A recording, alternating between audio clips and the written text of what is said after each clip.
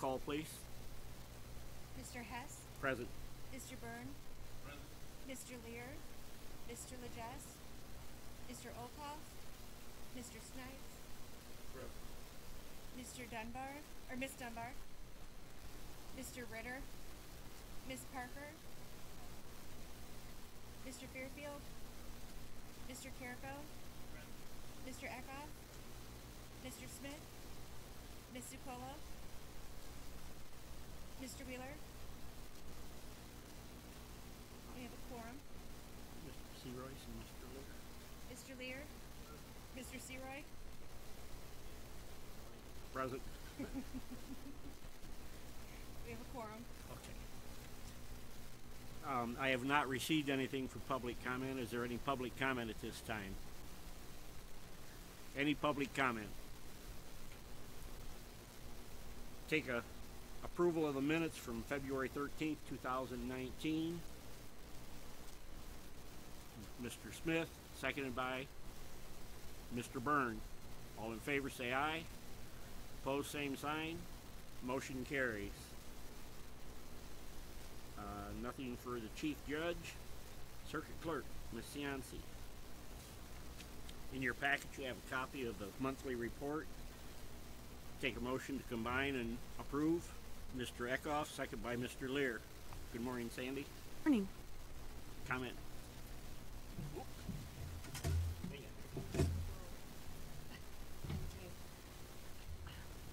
I can reach the microphone.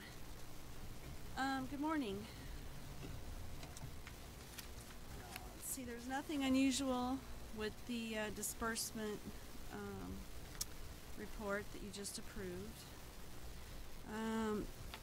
With the Harris report, if you notice, the first chart is the inventory analysis, and that is including the felony cases.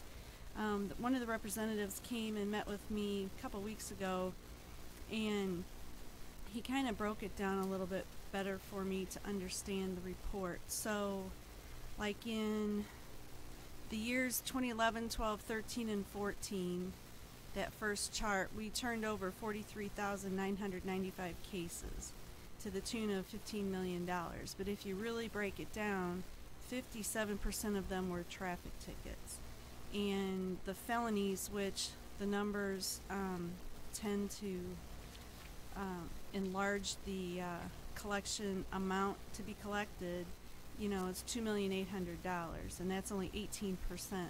So if you look at the next page, we took the felonies out because that's really not as collectible as traffic tickets are and misdemeanors and the sort. And so you'll see that well, he doesn't have the same breakdown for those same years, so I guess my example's not going to be very good. But if you get the drift, we took the felonies out, so it's a more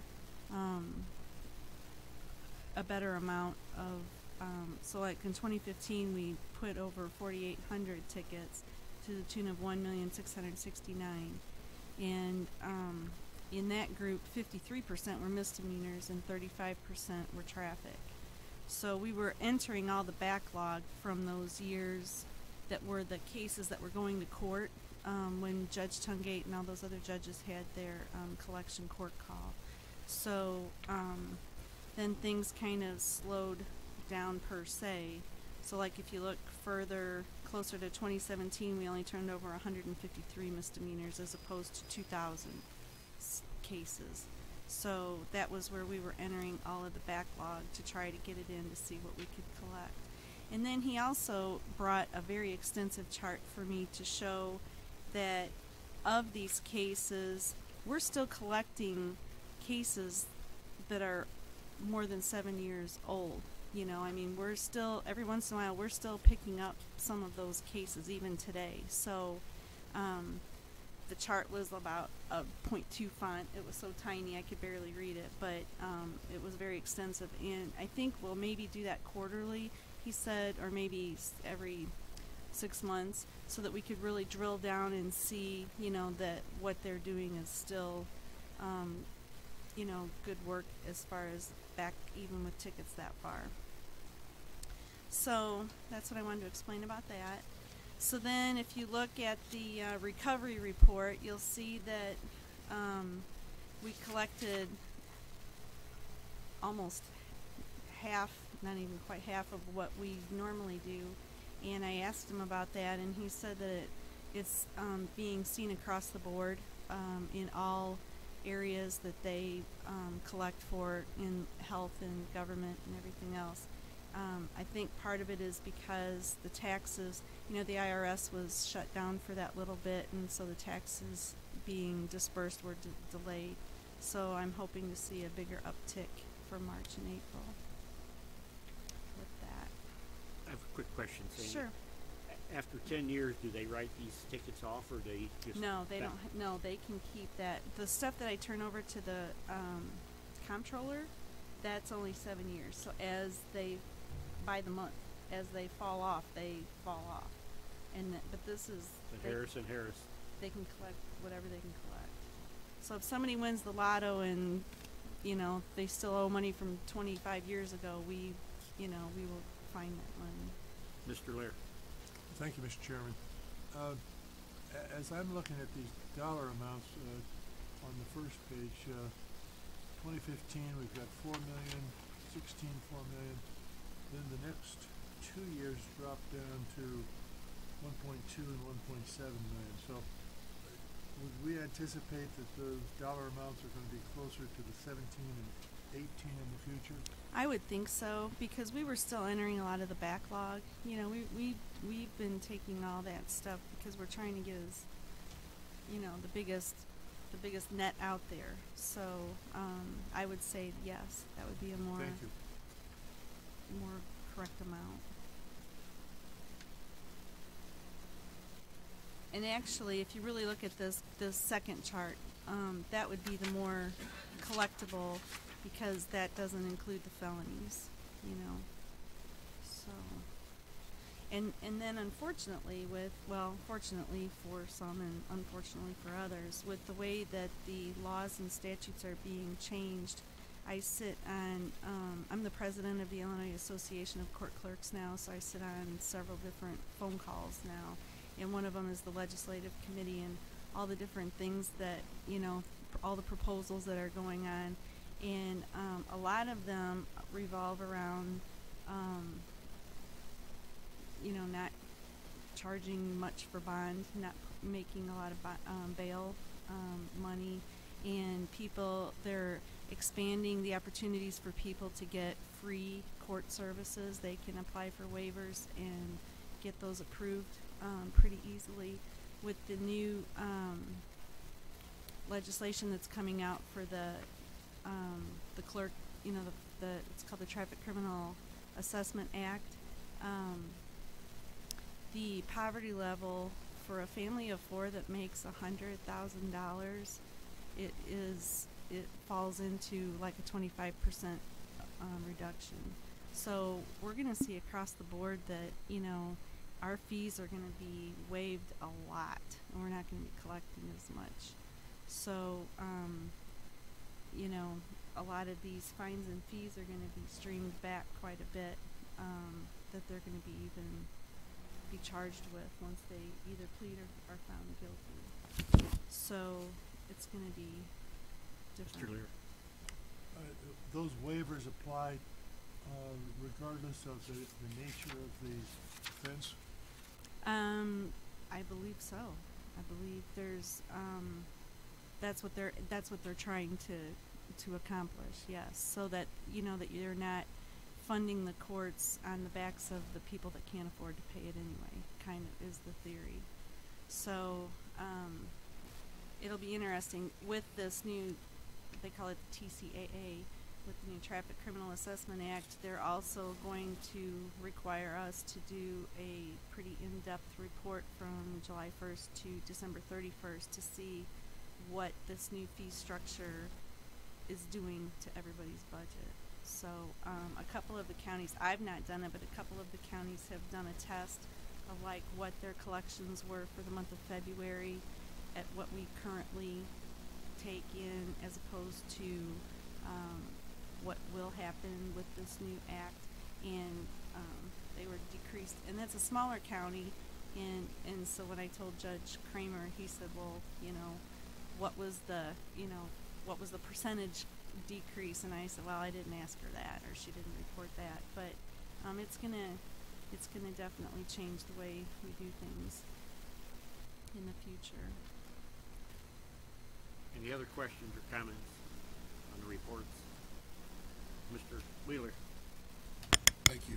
Are you able to update, excuse me, the committee on where you are with that type of analysis? I know that you had met with our county administrator to discuss some of the ramifications of this, and Well, it was right, our intent to produce the model that you're discussing now for this board, because July 1st is Around the corner. like tomorrow. Yeah, I really, know. in reality, I mean, the way we operate, so Right. and it has a severe impact on this year's budget.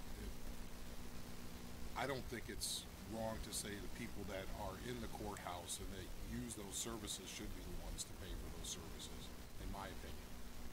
But the state legislature disagrees. So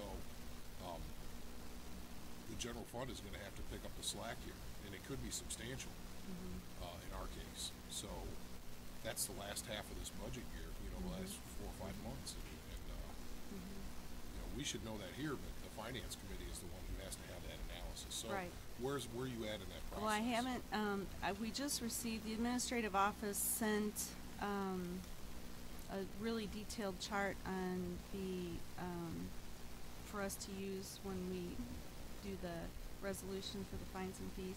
I haven't found that. I promised them that there was like a worksheet where we could plug in the numbers and kind of see where we are, and I haven't taken the time to send that to Anita and or Chris, because I think Chris came and he was interested in Correct. taking You that. just know you've got the full resources of Right. administration to help you calculate that. Right. We got to start yesterday. you Yeah. know, I mean, And then for the fee resolution, it's a very in-depth document too. What they do is they list each statute that gives the authority to collect each fee. So, yeah, I will get that. I'll go look for that and get that out.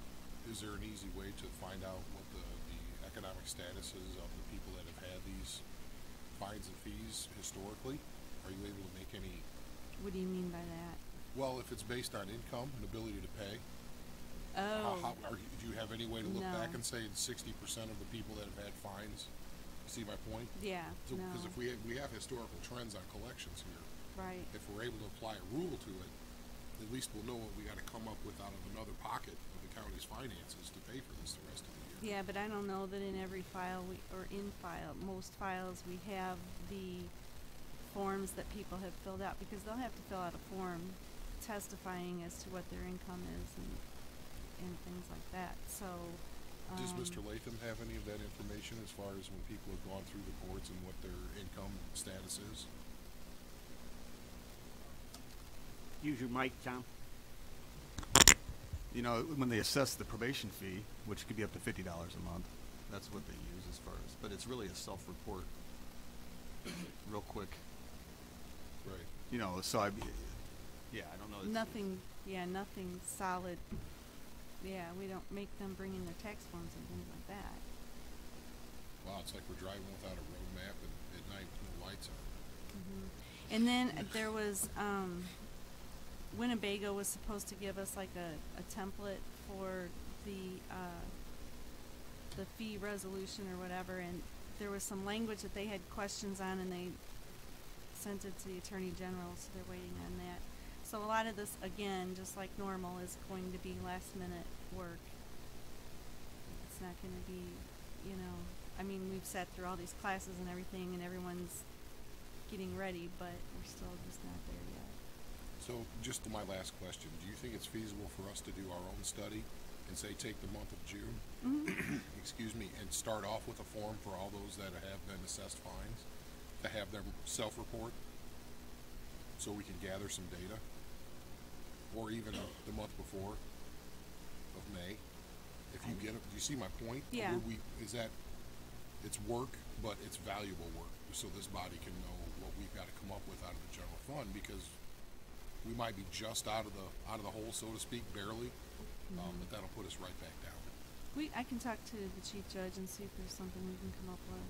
Okay, Thank you. We'll talk at least more we can about at least try. You know, I don't want to say no. You know, so yeah, it'll be fine. it. Or even just traffic, because that's where most of it's That's where coming the from, most of the right? money is. Well, that and then with the civil fees too, because the civil fees, that'll be the same thing. They'll be able to, on the fee waiver form that we already do submit, excuse me, if they ask for it, you know, and they testify to certain things, and then we bring it before the judge, and then the judge either allows it or in part or in full. So, Besides points, just, I mean, think about that. There is no incentivizing driving at the speed limit besides points off your license now if you don't make a certain amount of money. That, on the face of it, it's ridiculous. It really is. So, and then a lot of the fees, I think will be pretty much okay. There'll be a couple fees that will be reduced with these new tracks or whatever they call them, and but for the most part, there'll be a few things that we will get a little bit more money off of, and I think that's the traffic tickets. So,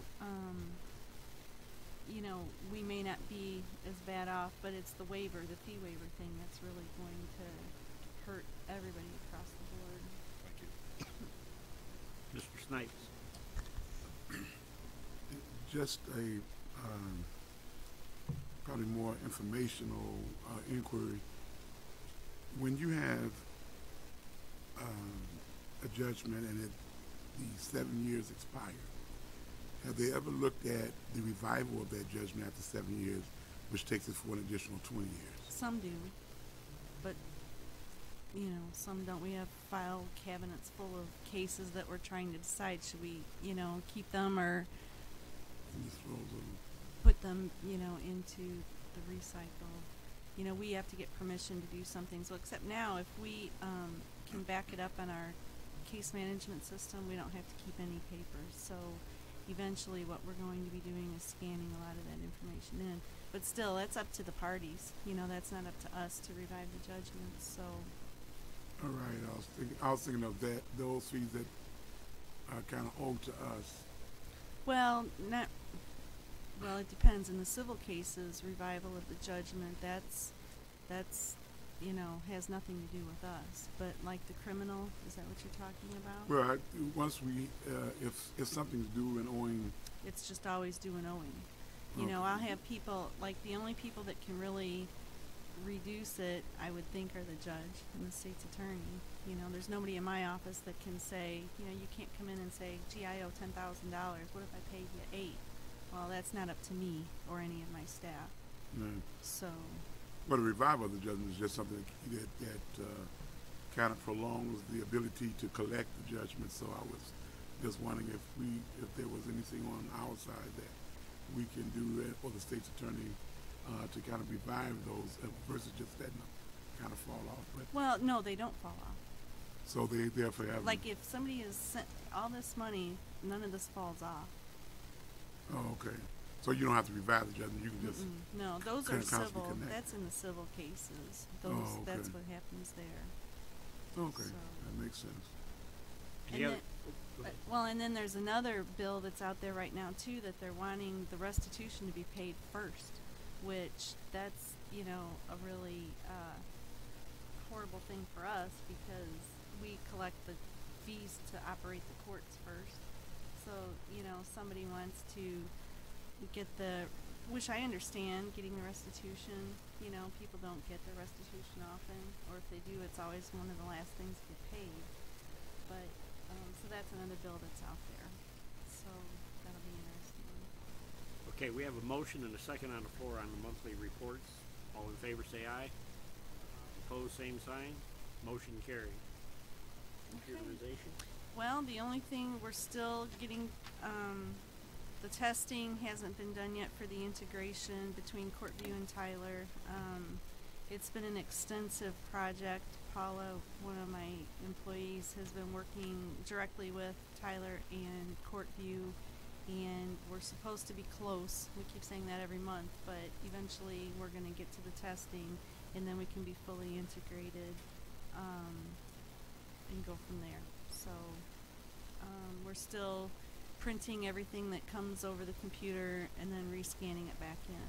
so it's a lot of work. And we've been spending tons of time. The other thing that I wanted to bring up too is that with the more people are representing themselves, so we have to take a lot of time, with them, and that takes us away from our desk work. So it's been a tough balance trying to get it all together. But Questions on computerization?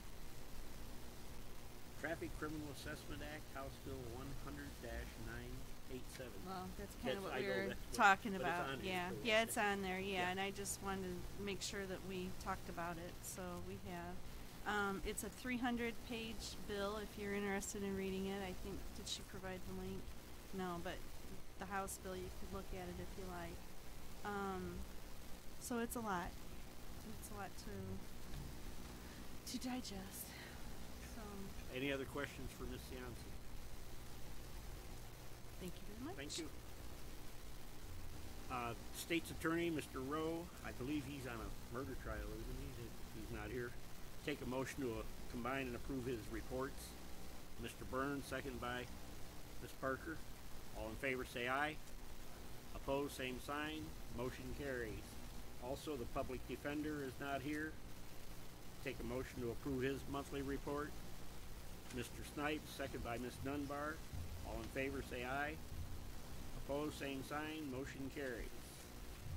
Mr. Latham, in your packet you have a copy of the monthly report from Mr. Latham. Take a motion to approve. Mr. Carrico, second by Mr. Byrne. Your report, Tom.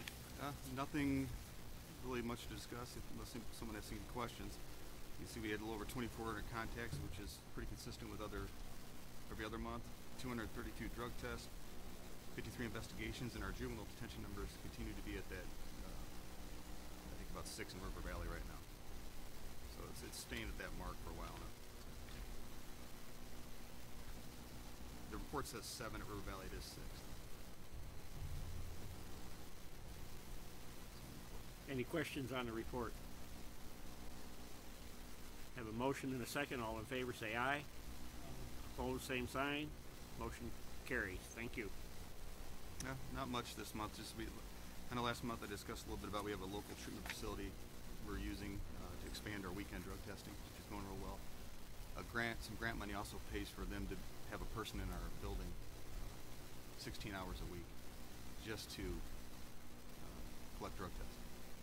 That's what they do all day, is just observe, collect, and send them off. But it is a huge help because obviously our male staff in particular gets hit hard with drop after drop, and they're going up 2 or 3 times. And if you've been in the annex, the bathroom in that building's upstairs. And it takes time away from what you're doing. And we get people backed up because people are seeing people, and so there's people waiting for a drug test, or 6, 8 people sitting in the hallway waiting for him at a time. So this helps, and he's in there all day Monday, half a day Tuesday, and half a day Wednesday. And we're looking maybe to get another half a day. And it's been a huge help. So, but that's about it. The only other issue I was going to bring up today was just the discussion of building security again. I think it was about 15 months ago, December of 17, we first discussed it. June, I think it was June, finance approved money to purchase some equipment, do some wiring, swipes and things like that. That's been done. But now we're sitting in that period of, and I know there's a lot of things going on. I talked to Ken earlier. I talked to the sheriff last week, and I'm not looking to debate or get into a discussion and get a timeline today, but I just wanted to keep bringing it to the committee. That's still an issue. I'm asked about it every month, twice a month at our division staff meetings. And we continue to have some incidents. We haven't had the firearm brought back in the building, but we've had some fights and a person going over the desk at officers and things like that. So didn't have a weapon on him, but we do have issues there, and I just wanted to bring it to the committee. Maybe with the hopes of scheduling a meeting. And I forgot the sheriff was going to be here, but I just wanted to. It's getting to that time, maybe that I know that there's other issues of staffing with the sheriff's department, things like that. And I don't know anything about that, but I just wanted to bring it to the committee. Questions, comments?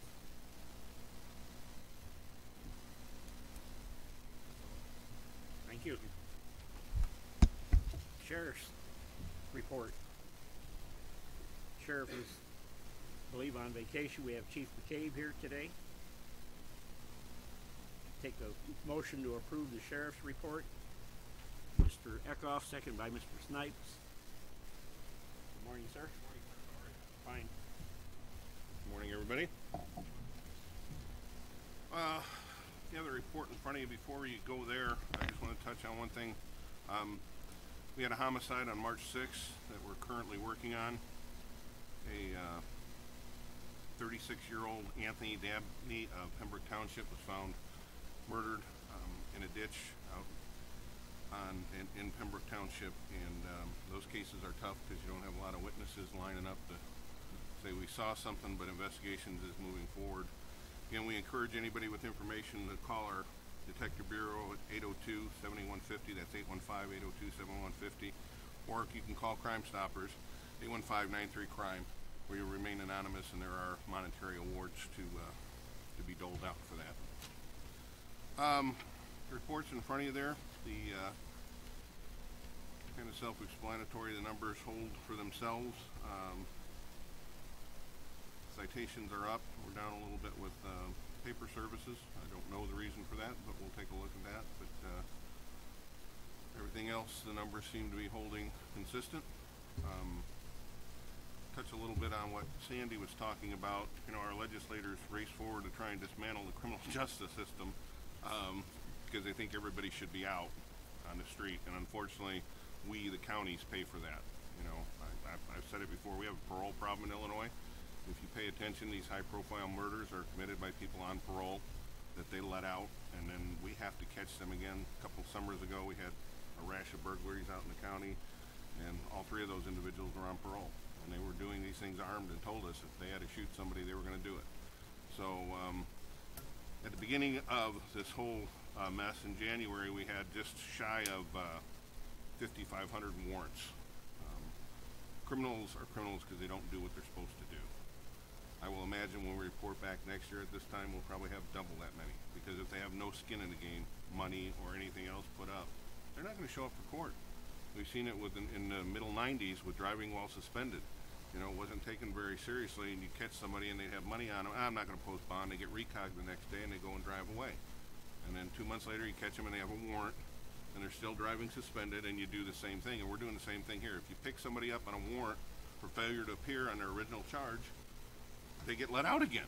It's ridiculous. Our legislators, in my history, in this career, they never ask the practitioners how this is going to work.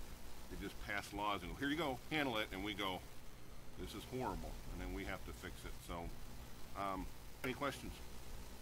Questions on the report? See, we sent 13 and they released 83. Yeah. Not a very good average. Again, pay attention when you see these whole high-profile crimes. If the news media mentions it, the majority of those folks are on parole.